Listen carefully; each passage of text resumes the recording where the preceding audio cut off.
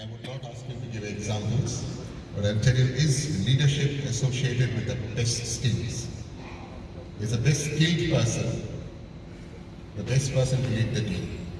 Yeah, maybe to an extent. I think leadership depends on a lot of things. A lot of people ask me during my career that what is leadership? We have leaders in different facets of life. There are leaders in the political world, there are leaders in the cricket world, there are leaders in the orthopedic world and the medical world. And I think leadership has a lot of other things, and I believe it is divided into various aspects which I would have actually mentioned if I would have spoken on my own. It includes a lot of things. Yes, skill is important, but in terms of leadership for me, the most important thing is man management.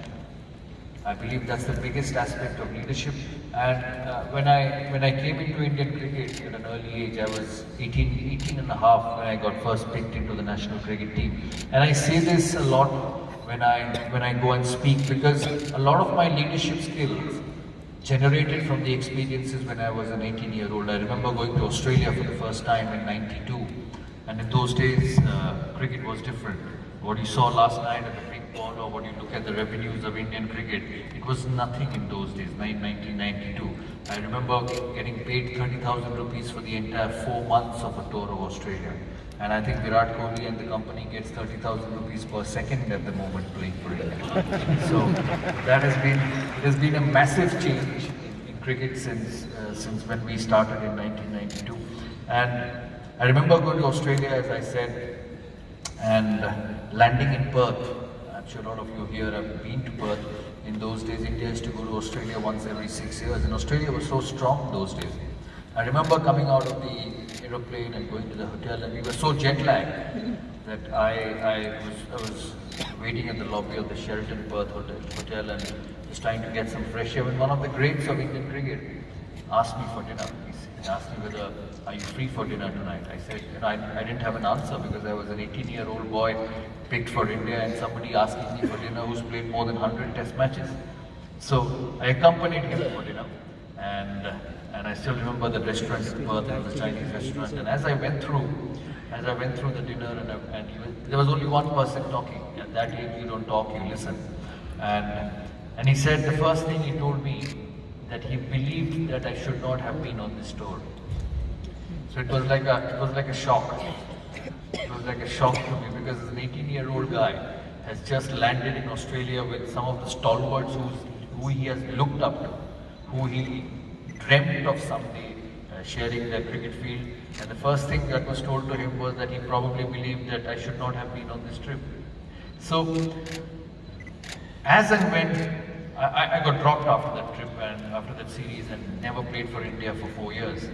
And then when I came back as captain in the year 2000, that's the first time I became full-time captain, and before that I did captaincy on and off, a part of the series when the main captain was injured. But a full-time captain in 2000, for me the first important thing of leadership, other than skill, as you said, how good you were as a batsman, how good you were as a bowler, how good you were as an individual, was man management. Because we are a team and we had various individuals in that side.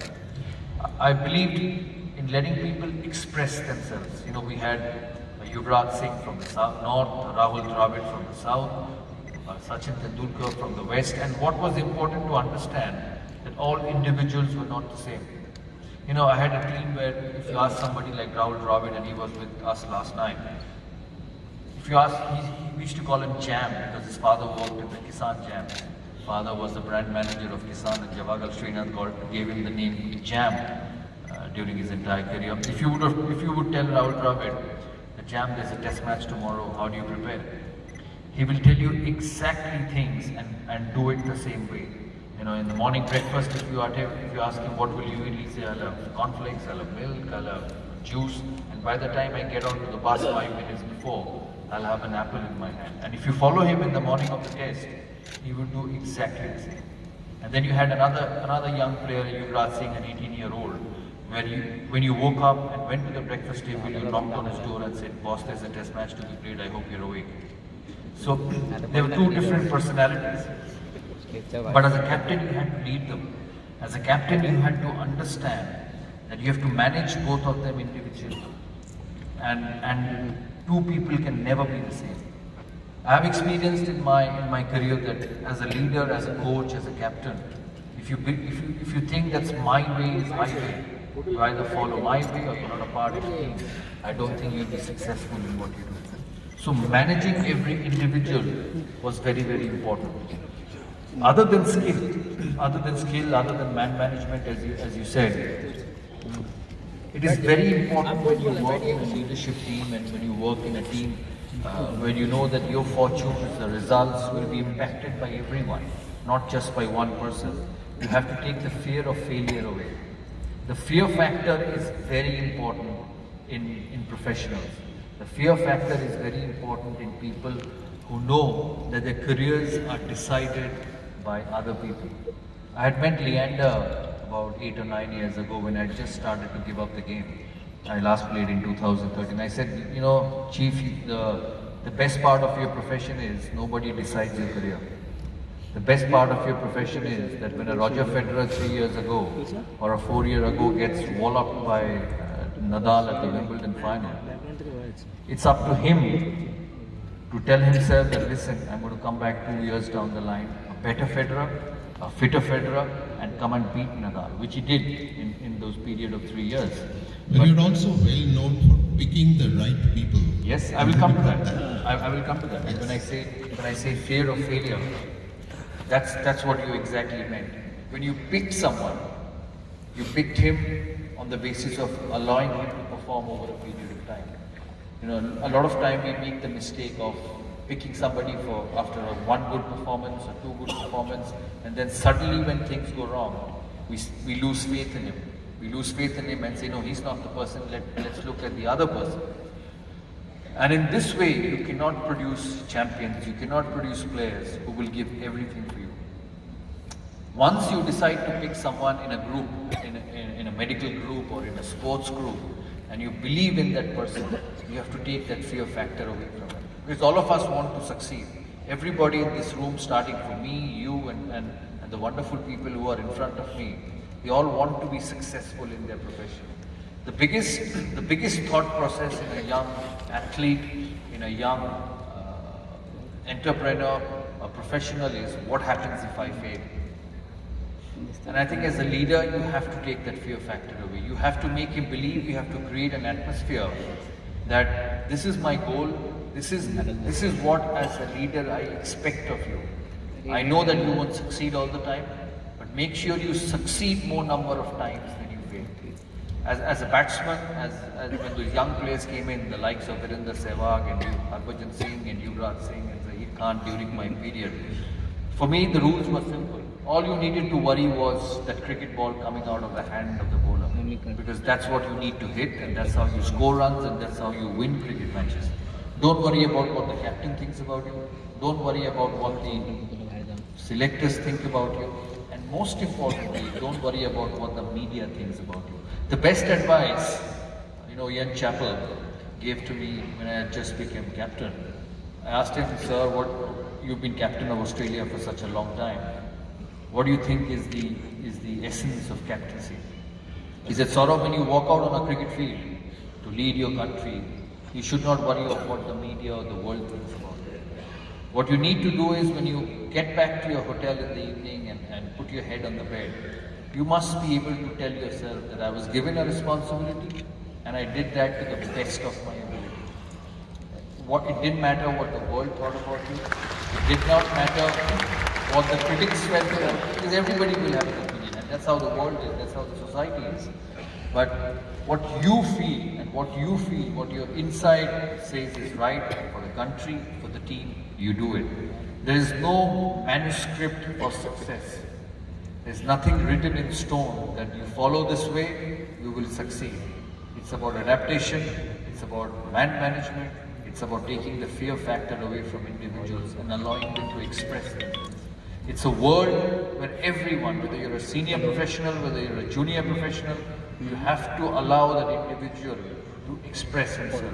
that's the only way to succeed. And you know, a lot of you here must have heard this phrase that which was said by one of the greats of the business world, that you hire professionals, you hire people to show you the way. It's not the other way around. When you hire professionals to show them the way, then you have the wrong people to lead you in your system. The professionals, the people who work under you, the managers who work under you, the players who work under you should be given that freedom, should be given that responsibility to show you the direction of success. And it's never the other way around. Is it any different handling star cricketers, multiple ones, you have multiple personalities, and some are not, maybe they're not following what you want of them? Oh, it's happened so many times. You know, you need to put your ego behind as a leader. I was fortunate enough to captain Sachin, Rahul, Anil, VVS Lakshman, who on their own would have been captain of India. I was given the responsibility of captaining India after Sachin decided that he doesn't want to do the job. So when you walked into that atmosphere and you looked around in the room and you see 4, 5, 6 people who on their own skill, on their own capability, on their own excellence is good enough to be the captain of India. So it's not easy. So you have to allow them to be their own people. And what I did very right, very correctly, and I did it completely from my own intuition, is that I identified them as a leader. They are a leader within the leadership group. You actually had to listen to them. You actually had to implement what they said. And the reason I did that is because at the end of the test match, or during the game, they would stand up for what they have said. When a Tendulkar or a Dravid says that we need to bat first in a test match, in Headingley, I remember in the year 2002 when we won a test match against England, I remember Ian Botham at the toss, I was captain, he said, Sourav, are you serious? Are you going to bat first in these conditions? I said, yes, I'm going to bat first in these conditions because the leadership team believes that India can win only if they bat first in this condition. So I did not impose myself. I said, no, as a captain, I feel it's green, it's overcast, it's in Yorkshire, you know, in the month of September how it is, it's cold, let's bowl. That's the easiest option. But I had a leadership group of Sachin, Rahul who said in the morning of the test match, we'll bat. So that at the end of the game, if you were not in a good position, I would go up and tell them that you did not own up to what you said. We finished with 600 on the day of at the end of tea on day 2 and came back and beat England by an innings and 100 runs. Dravid got 100, Tendulkar got 100. And I think that was one of my major characteristics of my leadership, that I let people own this team. It was never my way or highway. It was never because I'm the boss. It was never because I was given the responsibility to take a call and whatever I would say would work. And whatever I would say would be the last thing in the team. It's about making your group, it's about making the people who you work with own up to what you want to do. And I think that's most important. It's about communication, it's about letting the people know, letting the players who you work with, letting the professionals who you work with know about your vision and let them own up to it.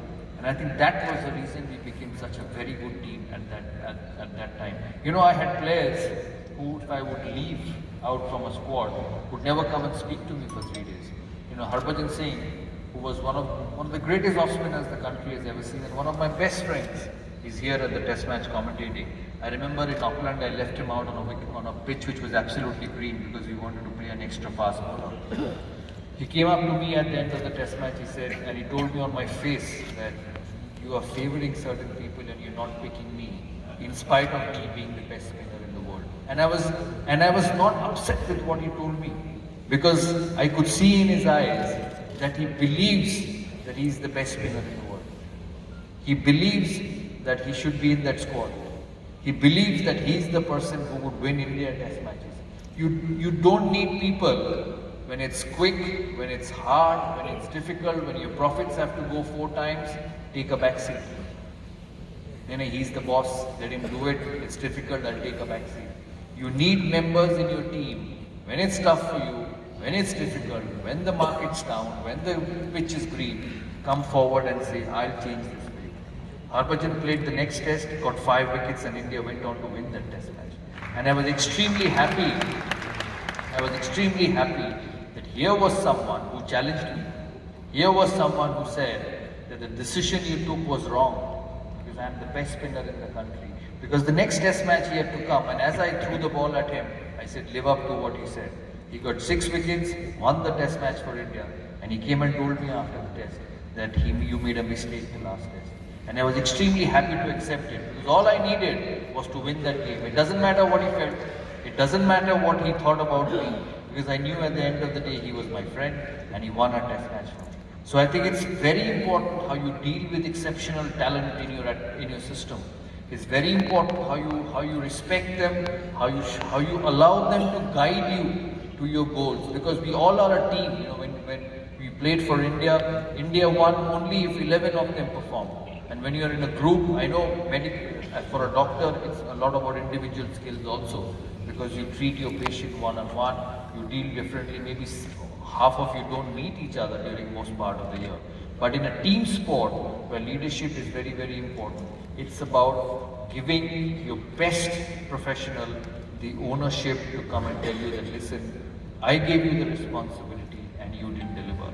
It works more number of times rather than telling them, this is my vision, this is what I think, and you have to follow that vision to succeed. Another question, where the leader is in distress. Every leader in distress, boss, because the pressure is the most on the leader. You look at the Honorable Prime Minister of India or the Chief Minister of the state. You know, they are the face of change. They are the face of the country, or a captain. You know, it's the face of the team. Every leader will be under distress, and I think that distress management, failure management, is most important in everybody's life, because everybody will fail. There's nobody in this world who will not fail. But the best succeed more than they fail. I think that's what you have to understand. You know,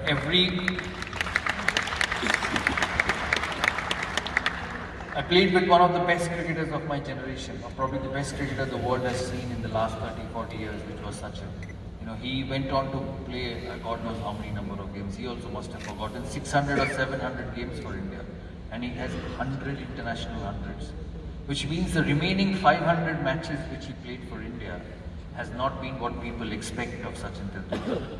When having played most of my career with him, I could see it that when that great man walked out on a cricket field with his bat, anywhere in the world you go, whether it's Kolkata, whether it's Mumbai, whether it's Auckland, whether it's Jamaica, whether it's Johannesburg, people expected him to score 100. A lot of people said, Sachin never won cricket matches when India batted 4th innings. But look at the stats. There are thousands of cricketers who were at par or below his record in 4th innings. So when you become a leader, the expectations are more. When you become the boss, when you become the face of a society, of a country, of a group, your expectations are more. So your distress management, your failure management is most important. And there's only one solution to failure management. Remember, when you're doing well, do so well that when your times are down, it covers up for you.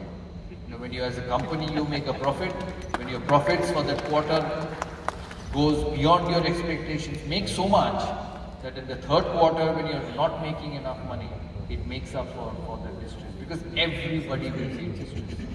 Every leader, because at the end of the day, they are human. They have their emotions, they are the same as you and me. It's just that they are in a position. I said the biggest thing, or the only thing which a captain enjoys more than his other 11 teammates in the team list is that word C after his name. The rest of the problems are the same. 2 final questions. We are already way beyond your scheduled time. One is this, personal one, in the sense that at a certain time in your career, and we followed you ball by ball, there were certain umpires who were not giving the correct decisions to you. We felt that. Did you feel it? Many times. There was one umpire from Sri Lanka, Ashoka De Silva. He was a nightmare to left-handers.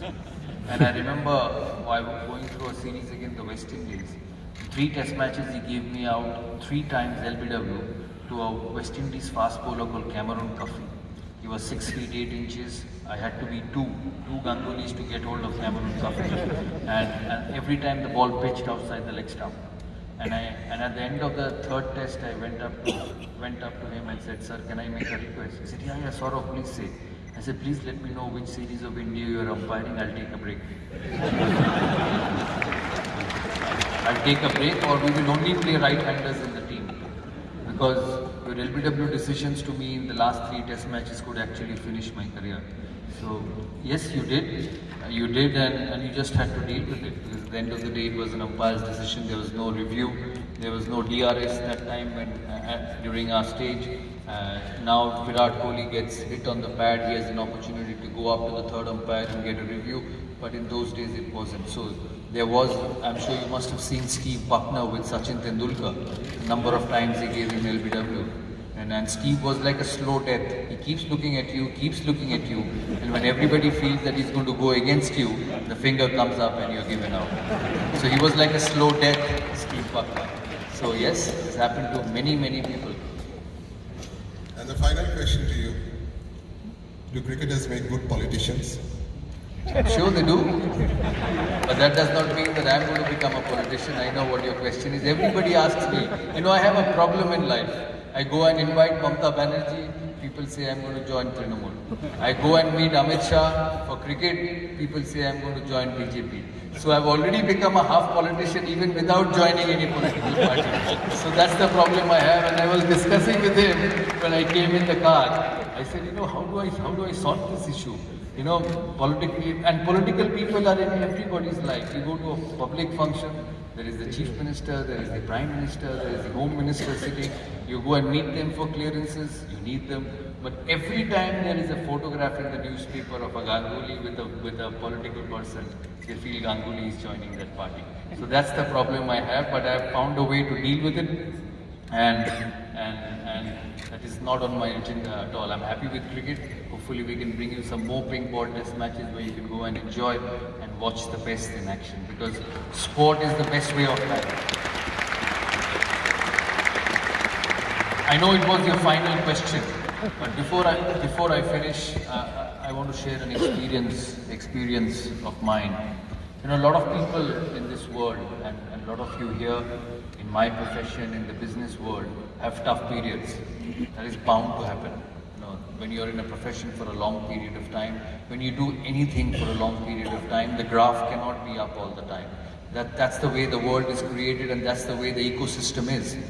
And I keep telling people when I come and speak about leadership at times, whenever I get an opportunity, that your chips will be down in your life. Whether it's professionally, whether it's personally, whether it's whatever way you think, every human being is going to have a tough time in their professional world. I had it after being captain for 10 years for the country.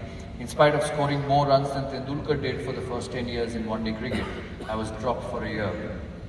I was dropped for a year for whatever reasons, which was not cricket. I had my father, who was a very dear friend of Bablu sir and obsessed with cricket like all fathers are. Rahul Dravid's father was unbelievably obsessed, and I used to ask Jam, why don't I see your father in a stadium and every time you play in Bangalore? He says, I just don't ask him to come, because every time he comes, I don't score runs. So one day I got out in a test match in Bangalore against Australia, and I was going around the ground to the gym.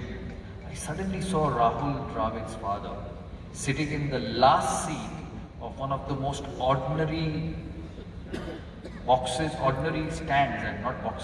stands in Chinnaswamy Stadium. So I quietly went up to him and said, "Sir, what are you doing here? You're sitting in the last seat." He says, No, my son doesn't want me to come and watch cricket. So please don't tell him you've seen me. I want to watch him bat. I've never watched him bat at the Chinnaswamy, and that's one of my dreams. And my father was like that. He was involved with the Cricket Association of Bengal for a long period of time, and when I started playing for the country, he would not turn up to the ground to watch me play. I remember getting dropped in that period. I was dropped for 6 months, and every day would pass, and his feeling would get more stronger that I might not play for India again, in spite of being captain for 10 years. So every Sunday I would meet him. He would sit next to me in the morning with a cup of tea and said, you tell me that you've achieved so much, you've played so much, I don't think you will play for India again. So just like a son who respected his father so much, I would listen to him for a couple of weeks. I knew it was tough. I knew it was difficult. So I told him one Sunday, I said, listen, there are two options for me in life.